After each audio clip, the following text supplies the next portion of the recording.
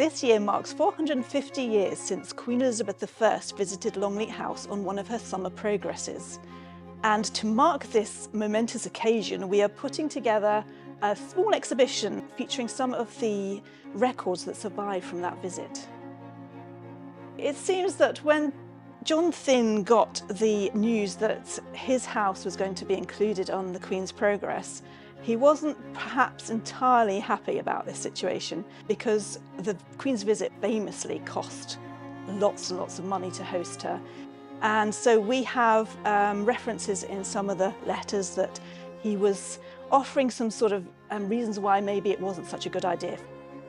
For one reason, Longleat House was still being built in 1574. There were still 54 men being employed on building the house. And another reason comes out in some of these letters.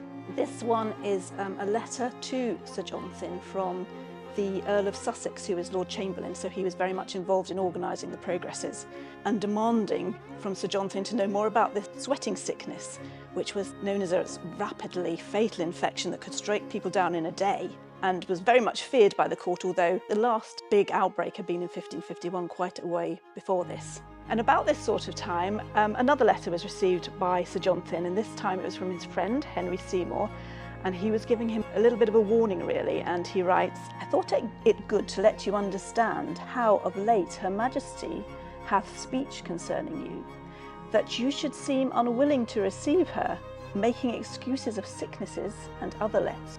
So clearly this is a bit of a warning that the Queen is beginning to get a bit displeased with your behaviour, and perhaps you should think about organising the visit, and that is exactly what happened in the end. So we do have some accounts of the visit, as in financial accounts, so we have an idea that Sir John Thynne did spend some money on it. In this account book, we do at least have all the tips and rewards that he paid out to servants of friends and neighbours who came to Longleat bearing gifts of game birds and chickens.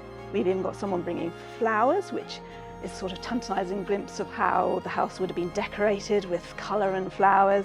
And in a later account book, we have an even more expensive outgoing that Sir John Thynne had to meet, and this is a reference to the gift that he gave the Queen, which was a customary thing that the host, as well as hosting the Queen and a huge retinue, would also give her a gift of some sort. And obviously Sir John Thynne gave a beautiful gift. He paid £140 for it altogether, but he had to pay that in instalments. That was such a huge amount of money. And it was a jewel called a phoenix, set with one great emerald and 50 other diamonds and rubies, with an appendant pearl at the same, which my master gave to Her Majesty, being at Longleat on the 2nd of September 1574.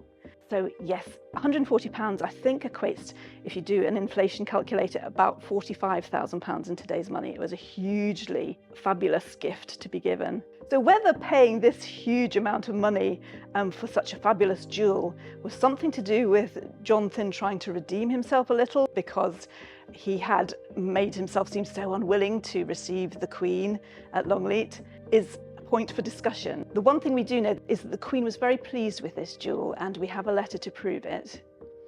So another of Elizabeth's courtiers, one of her close, most trusted counsellors, Thomas Smith, writes to Sir John Thynne, and he writes that Her Highness gave me such good words of you, esteeming much your good cheer, and especially the great jewel you gave her, saying that for going but 5 miles she had such a gift of you as never an earl in England had given her the like.